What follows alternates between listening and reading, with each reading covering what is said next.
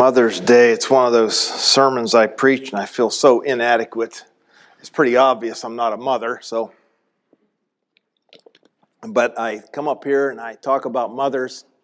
I can only do it from a perspective of being a son.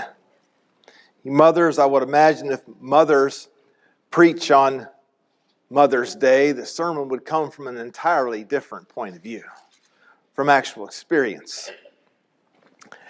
It makes a difference. I remember when I was 20 thinking I knew all the answers to life, found out how much I didn't know, and now that I'm 60, I look back and say how much I didn't really know.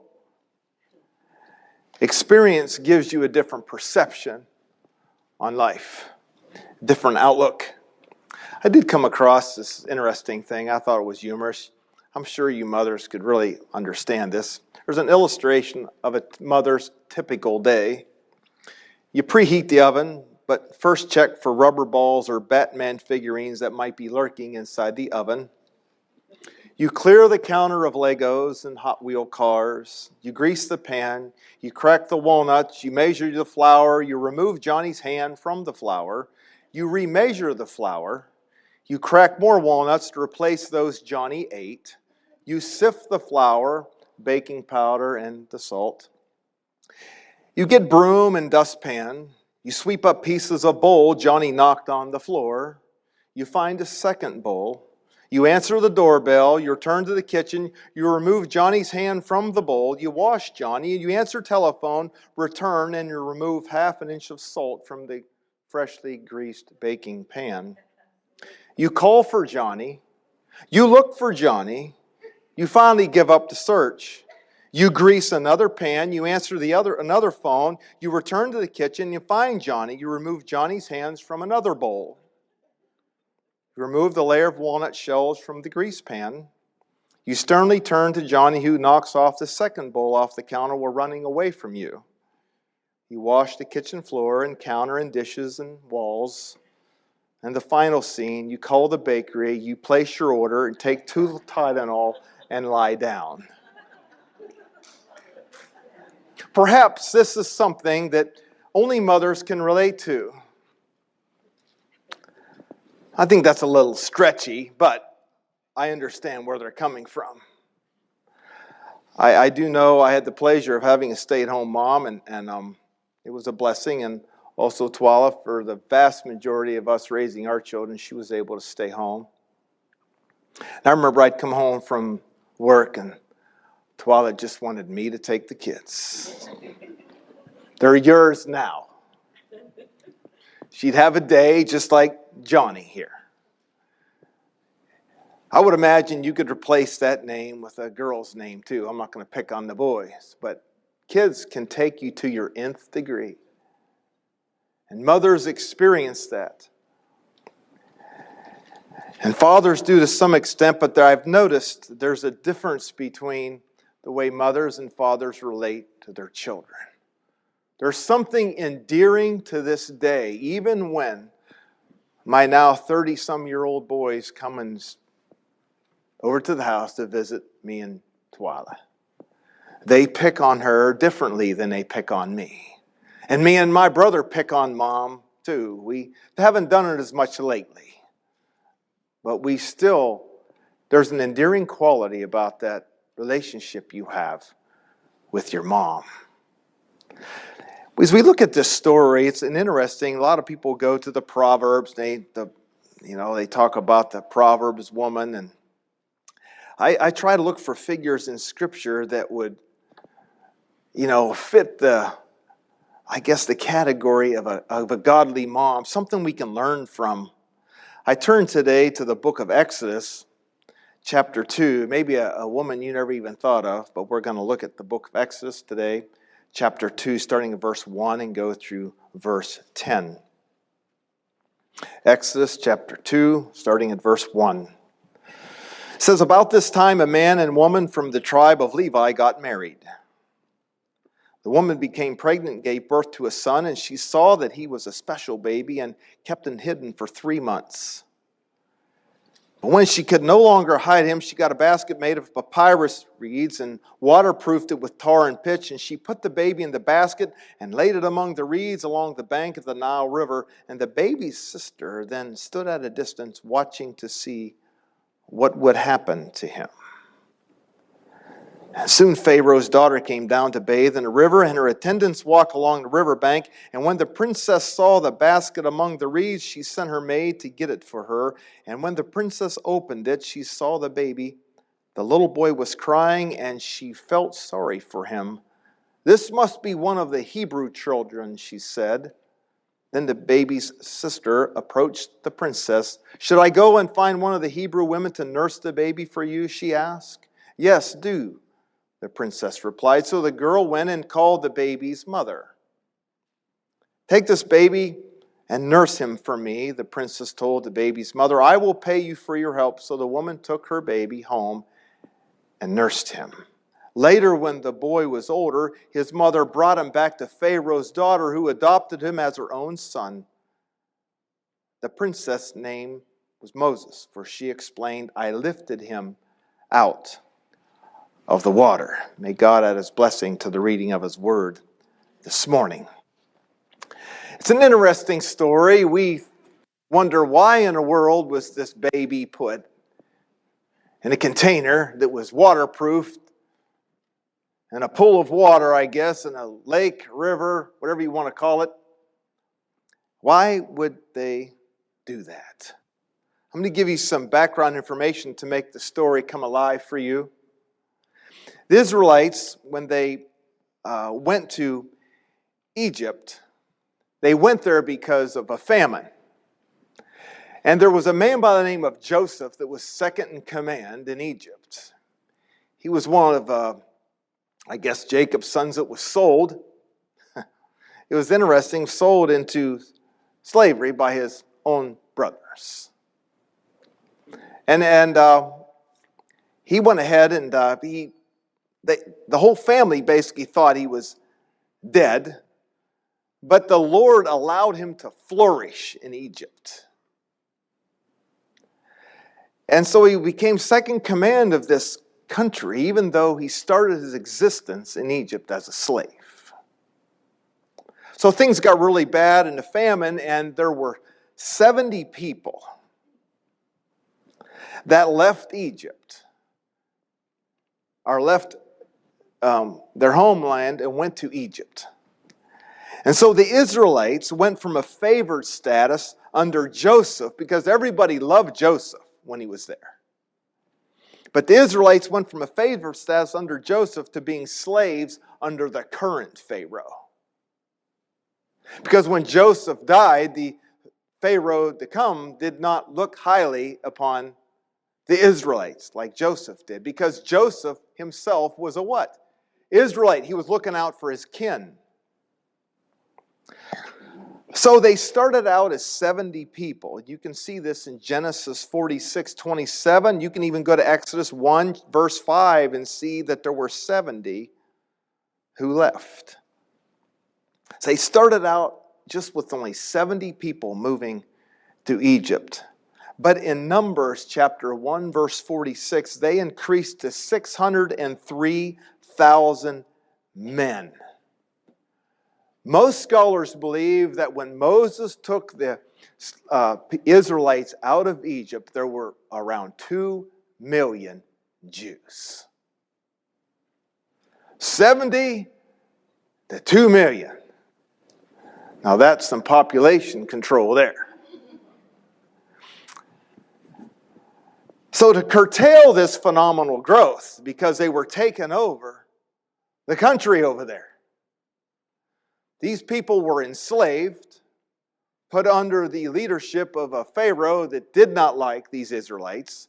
They were living in a place called Goshen, which was a very fertile part of the country. It was a premier point of land to where Joseph wanted to put them there because he was protecting his own.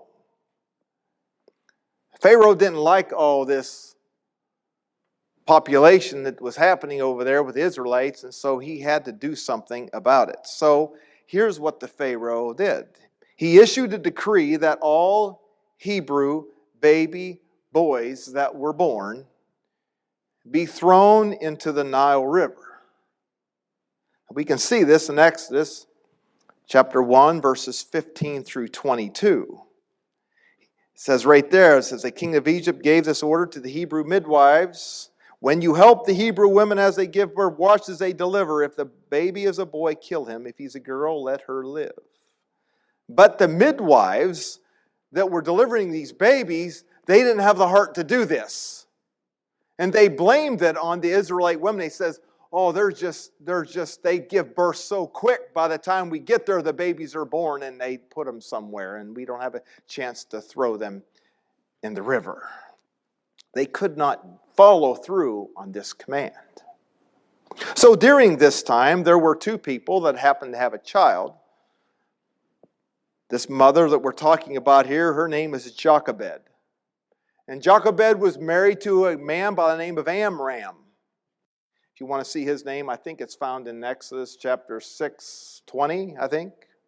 And if you go to Exodus 15:20, you can also see that there were 3 children in this family that were born to Jochebed and Amram. There was Aaron and Moses, they were brothers, and a sister by the name of Miriam.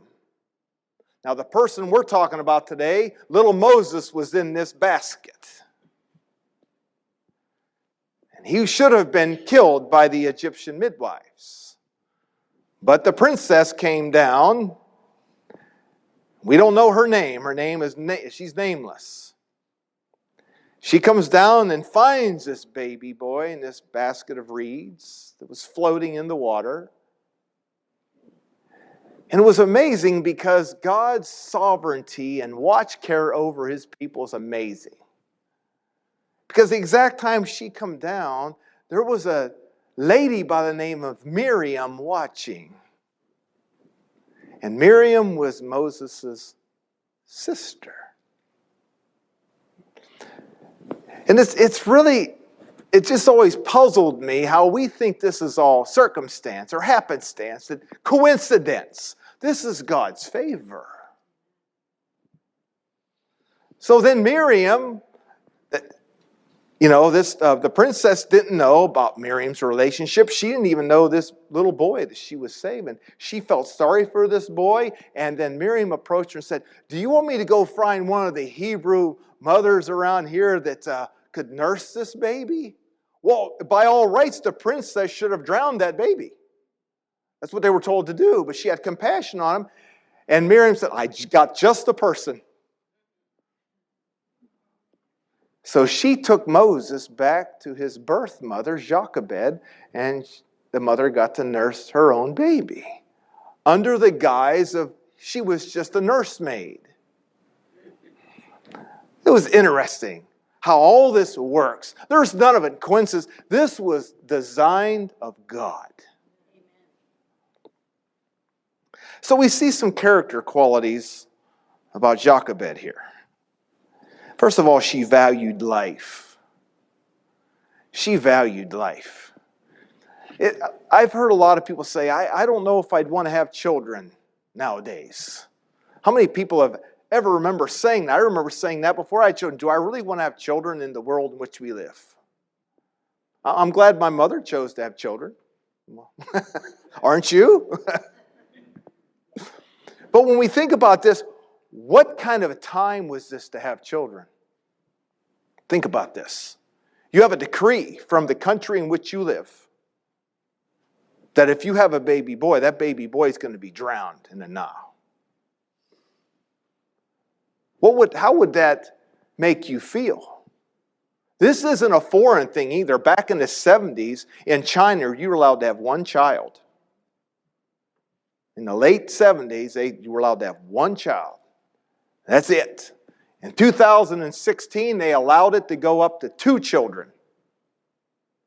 And later on in 2016, I think it was after May of 2016 in China, they'll allow you to have 3.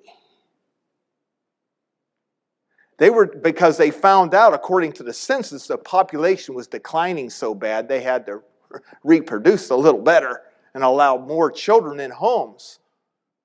But women were doing all kinds of things when they found out that they got pregnant. They were fearing for their children's future lives, so the abortion rate skyrocketed in China. They were hiding children, lying about children, whatever. It was a horrible mess back in the late 70s. It still goes on today in some countries. But back then, there was no control over it. The Pharaoh put out a decree, hey, just go out and start drowning babies in a river. And Jochebed was found with child. He says, I'm not going to let this happen. I value this child. I'm going to do whatever I can to save this child, as any mother would. So she took him down in the river, and she did all she could to protect this child. She valued life. It was the wrong time to have a child back then. Oh, what a horrible time it was. But is there ever a perfect time to have a child? I've heard people say, well, when I get a good job. Oh boy, what's that mean? That's a relative term. What does that mean? You have to make a certain amount before it's a good job. You might have a good job, just might pay lousy. So then they say, well, when I make enough money, when I get a good house, when I finally move to the state I want to move, when I finally get the career I want, and we put all these stipulations to when's the perfect time to have a child. I can honestly say there's really no perfect time to have a child. I don't think either one of our children really planned. It just kind of happened. And that's what a lot of times, that's what children, that's what they're a result of. They just happen. Ordained of God. There's never the right place or the right time. And right now, when we read this story, in this time in history, was not the right place and the right time. But she valued life regardless. And then, of course, it had to be the wrong gender. Been a baby girl, God, why couldn't you just give me a girl and I won't have to go through all this? No, but you gave me a boy. But regardless of all three things that she was facing, Jochebed said, this is a blessing from God. And I'm going to do all I can to protect his life. The second thing we see, she recognized uniqueness. Every mother really believes this, I'm sure, but it says in verse 2 that she saw that he was a special baby. How many mothers haven't said that about their kid? You're a special baby. Well, yeah, your child is special. It's the only baby of that character that there'll ever be. Every baby's special. But we see henceforth in this story that he was going to be a special character. We're still talking about him today. Thousands of years later, a man by the name of Moses that did miraculous things to lead these people out of bondage in Egypt. How many mothers, when they give birth to their son or daughter, they say, this child's going to do grandiose things. Because we have plans for them. Because we all think every child is special, and they are. But when we look at this story, there was something unique about him that she didn't even know then. She said, I have to protect this child. She recognized uniqueness in her child. I think as mothers, we need to do that. Recognize the uniqueness in our children. Because every one of them is different. We have 2 boys and they are as different as night and day. And if you have more than one child, you're going to see that. Even if you have twins, they're going to be different. You have to look for 3 things. I always tell parents to look for 3 things. Uniquenesses in their kids. They're going to be unique with either going to be head kids, heart kids, or hand kids. Head, heart, or hands. They're going to be thinkers. They're going to be smart. They're going to be academic. They're going to love school. They're going to love learning. They're just going to soak it up. Or they're going to be those heart kids. I'm not saying you have to just be one, but you're going to notice one's going to stick out. They're going to be those heart kids that always want to bring the stray dogs home. They have a heart for the hurting. They're always crying with their friends. They're always wanting to go over and spend time with people that need them. They have a heart that's bigger than they are. Or you have those hand kids that are always wanting to do something. They're maybe the musicians, the artists, the builders, the contractors, the they want to do something with their hands. Look for that uniqueness and build on that. There was something unique about Moses. She just knew it. At that time, he was so young, she didn't know what it was. But as your child grows, you learn those things. And she not only valued his life, she valued Moses' uniqueness. I think with every child, we need to value their uniqueness. You cannot raise two children the same. You have to raise them, bring them up in the nurture and admonition of the Lord, but you have to also raise them to be who God has called them to be. Not everybody's called to do the same thing. You have to raise them the way God has called them and gifted them. Third thing we notice in the story is she protected her child. She protected her child. She did all she could. Now, the princess could have easily come down there and seen that Hebrew boy and drowned that boy, and the king would not have done anything because she did exactly what she should have done, according to her father, the Pharaoh. But she had compassion. Or did God just have sovereignty over the situation? It's amazing how sometimes the devil wants people to do things against God's will. But yet there's that part in us that knows the right that we should do. And that wins out all the time. I can't do this to a baby. There's no way I can do this, she was saying. I've got to do something. And then in the background, there's Moses' sister over there saying, I got an idea. How about if I take this baby and I'll take it to one of the Hebrew mothers that's nursing at the time, and we'll have this baby nursed.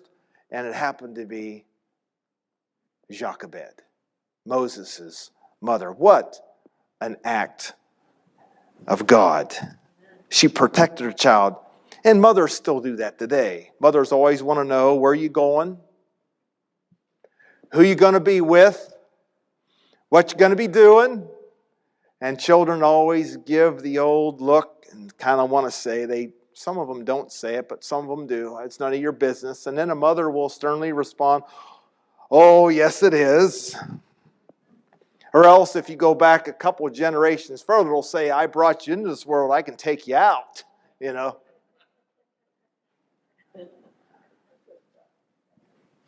It's our instinct as parents to want to protect our children from harm. I can't imagine the pain a woman goes through to give birth and then to watch their child want to self-destruct could be heart-wrenching. So a mother wants to protect her child, just like the character quality, I guess, of Jochebed. Protect the child. Who are they with? What are they doing? All those things. And the last thing we can see in verse 4 is she entrusted her child to God. This is so important that we do this. To raise our kids in the nurture and admonition of the Lord. It will make an eternal difference. But you don't know my situation, Pastor. My kids have walked away from the Lord. But you keep praying for them. And you keep doing what's right. And you know something? I've seen a whole lot of stories. I hate to say it this way, but it's what I've seen in my years of pastoring. Sometimes even after a mother's death, those children remember and they come back. A mother's prayers are never forgotten in the heart of God. She entrusted her child and said, God, I've done everything I can do to protect my son. It's in your hands. So what were the blessings after she did all this? Well, we can see from in verses 5 through 10. First of all, her child was spared. Her child was spared. Child was not drowned. Now, does every story end like this in life? I got to take myself off the hook here. Not every child that's born or every story that's started ends with a happy ending. I wish I could say every story ended like this. But regardless of how the story ends, everything up to this point was done right. We do everything we can right. And we eventually have to leave it into the hands of God. And that's exactly what she did. She entrusted this to God, and her child, in this story, was spared. Secondly, her child was nursed by its own mother. What's the likelihood of that happening?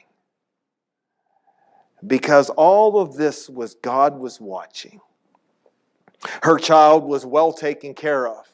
Think about the advantages Moses had. He was privileged in the palace. He had everything, the best education, the best food, the best privileges. He was raised by the Pharaoh's family, had the best schooling. But guess what? He still got to live amongst his people, the Israelites. He still had access to his birth mom. It was a great thing. God had all this under control in the palm of his hand. The child was well taken care of. Next, her child did not forget about Jochebed. He didn't look to the Pharaoh and said, "You're my dad," and over here, "You're the princess, you're my mom," or whatever. He didn't call them mom and dad. He knew who his mom was. Never forgot about her. Never forgot about her. You can look it up in Hebrews chapter 11, verse 24 of the scripture there. Her child did not forget his birth mom. Also, next, her child rose to greatness. We can read the story in the Old Testament how Moses was raised up and led over 2 million people out of Egypt by the direct call of God. How many people would want to lead around 2 million people across a desert to another country? How many people want to take that task on? What should have been about a 2.5-week journey, however, turned into 40 years because of disobedience. But that's another sermon. But for him to be able to say, "God, I'll do this." It's an amazing story. This man called Moses was called of God. Points to ponder as we close. A godly mother understands that mothering is not always convenient, but always necessary. Friends of a young mother with 3 children were surprised when they received the following thank you letter. "Many thanks for the playpen," she said. "It's been used every day from 2 to 3 p.m. I get in it to read, and the children can't get near me." How many people know about that? Mothering's not always easy, but it's always necessary. It's always necessary. If you're a mother with a lot of tension and you get a headache, do what it says on the aspirin bottle. Take 2 aspirin and keep away from children. That's what it says. So understand, it's not always easy, but it's always necessary. And I can say, once you get to the grandparenting stage, it becomes a joy then. Secondly, a godly mother understands that her children are all unique in their own way.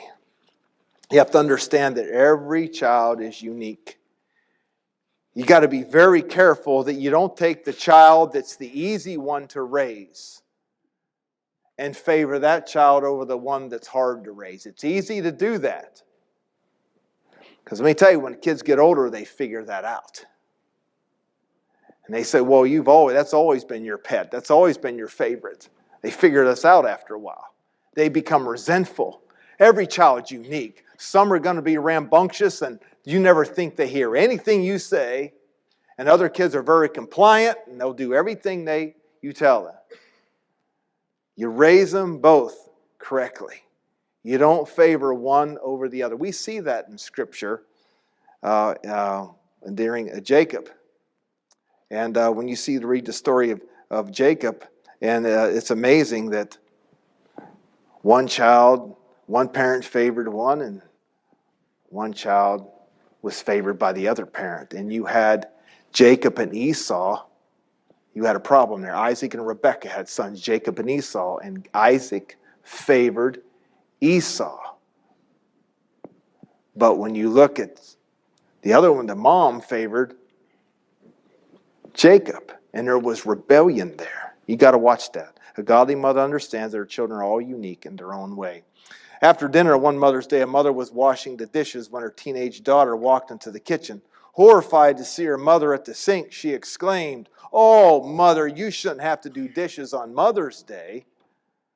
The mother was touched by this seeming thoughtfulness and was about to take off her apron and give it to her daughter when the daughter added, "They'll keep till tomorrow." That's the uniqueness of kids. There will be some kids that would take the apron and some kids that will say they'll wait till tomorrow, and your job is to raise them uniquely.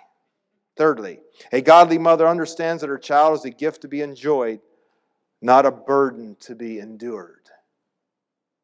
And I'll tell you, on rough days, it's tough. I've always stated this. I heard this and I never forgot it. The days can last forever, but the years just go like that. They go by fast. Sometimes you say, man, this day is never going to end. They've taken you to your nth degree, but the next thing you know, your kid's driving. You say, where'd all those years ago?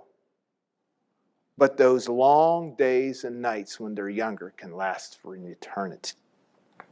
It's not a burden to be endured, but rather a gift to be enjoyed. Lastly, a godly mother seeks to protect her children by entrusting their care into the hands of God. When I was going over this, a lot of political people, a lot of well-known names give a lot of credence to the mother.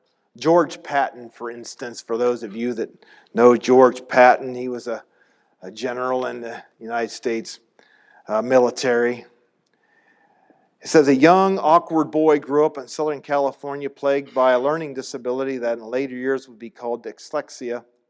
But with his mother's encouragement and admonition, he became a strong and capable leader. Years later, when he was commanding thousands of Americans in war, when General George S. Patton, the old blood and guts they used to call him, found himself in North Africa grappling with the German army, his thoughts on the battlefield were often written of his mother.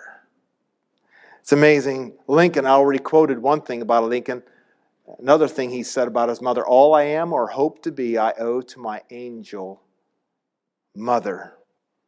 Harry S. Truman, from his mother, Harry S. Truman learned his love for music, a commitment to hard work and honesty. Once in the White House, he was asked to describe the greatest influence on his life, and he answered without hesitation that it was his mother's love.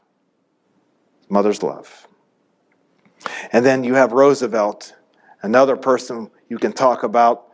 When he was talking about Roosevelt, the mother is the one important supreme asset of national life. She is more important by far than the successful governmental leader, business, artist, or scientist. There's a lot of people on TV, especially athletes, on the sidelines at the football games. What do they do when they get a moment in the camera? Hi, Mom. Do you ever hear them say, hi, Dad? I wish they would once in a while. But I understand there's that unique relationship that only a mother will understand with their children. And every child that has a godly mother is a blessed child. You mothers sit here today, and sometimes you might feel maybe you failed in some way, or maybe you succeeded in many ways, but yet you can see all your weaknesses and wish you had a do-over. But you know, we do the best we can with what we know. And when we know better, we do better.